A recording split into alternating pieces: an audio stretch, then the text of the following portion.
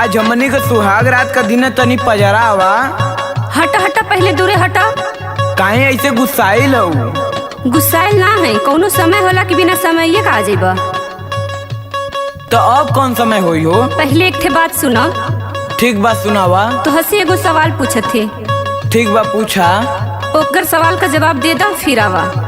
ठीक बा, पूछा पूछा, हम जरूर जवाब दे। हाँ तो सुना। सुनावा।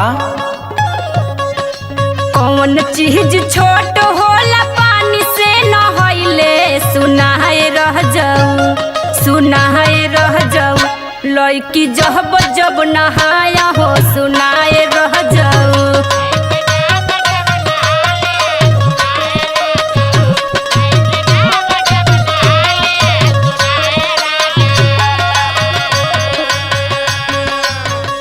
अच्छा, तो यह तोहार सवाल है? हाँ, यह सवाल रहल है। अरे पूछलू तो ये कैसन सवाल पूछलू?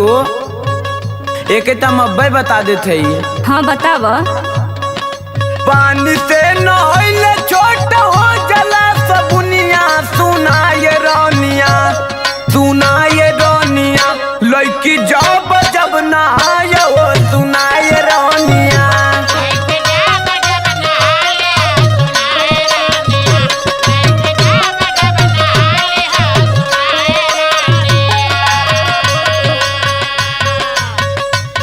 समझदार हुआ हो।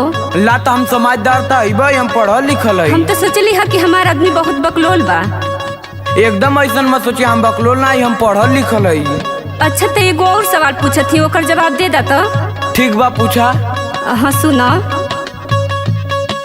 कौन चीज पाटी से नया रत धरावेली, सुनाए रह जाऊ, सुनाए रह जाऊ। औरत बाहर बार धरली, सुनाए रह जाऊ।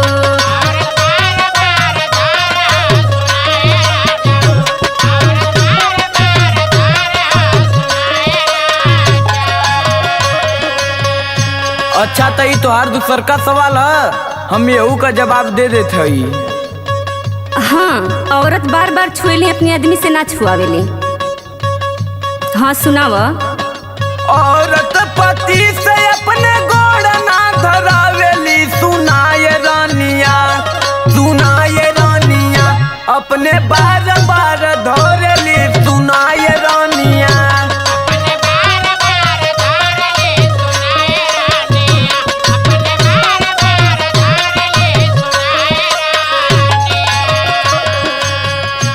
इस सवाल का जवाब तो दे देला। हाँ, एगो तीसर को सवाल पूछत थी, अगर ओकर सवाल का जवाब दे देबा तो हम समझ जाए कि बहुत समझदार है। तीसर को सवाल है? हाँ ठीक बा, वो के पूछ ला तब। हाँ तो सुनो। कौन चीज ये कविता अंदर घुसेला, सुनाए रह जाऊ, सुनाए रह जाऊ। माल फेंकेला सफेद हो, सुनाए रह जाऊ।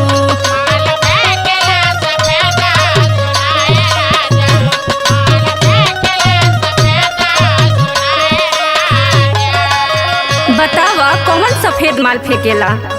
बिल्कुल बिल्कुल, हम पढ़ल लिखल आदमी है, तू हमें लल्लू पंजू मत समझा।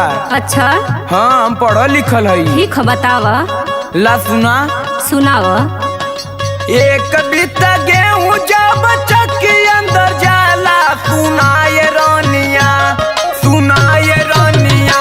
माल फेंकेला सफेद हो, सुनाए रानिया।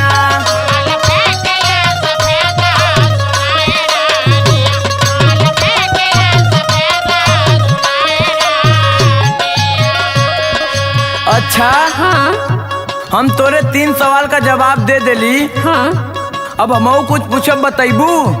पूछा, काहे ना बताए, जब तो हमरे सवाल का जवाब बता देला। हाँ, हम जाने कि हमार मेहरारू पढ़ल लिखल है कि ना। ठीक बा, पूछा। हाँ, पढ़ल लिखल है मेहरारू हमार के दम उजबक है। अरे बीटेक कैले हैं, तू का जानत हवा। ठीक बा, तो सुना। हाँ पूछा। कौन चीज मर्दन के बड़ा निक लागे, बतावा रानिया, बतावा रानिया। उनके भूलल ना भुलाए हो, बतावा रानिया।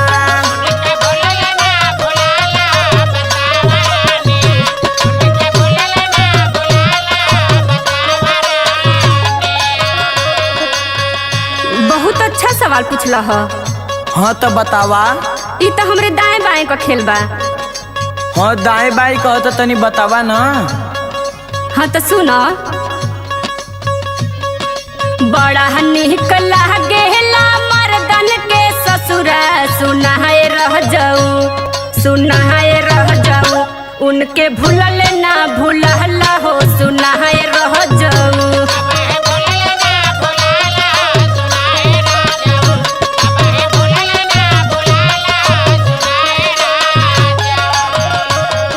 सुनल? हाँ भाई। और कोनो सवाल है तो पूछ लो। हाँ एक सवाल हमारा औरो है। हाँ तो पूछ। के ओ सटा के गोरी सूत पकड़लू, बतावा रानिया, बतावा रानिया, राजेश राज बगलाया ओ, बतावा रानिया।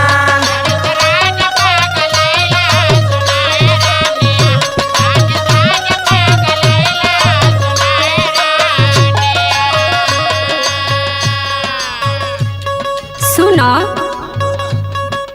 ई तो ऐसा सवाल पूछले हवा कि कौनो भी आदमी देखी तो पगलाई जाला। हाँ तो बतावा। हाँ तो सुनो, बतावा। टिकुली सटा के हम सूतल पकड़ाइली, सुनाए रह जाऊ, सुनाए रह जाऊ, राजेश राज पगलाया हो, सुनाए रह जाऊ।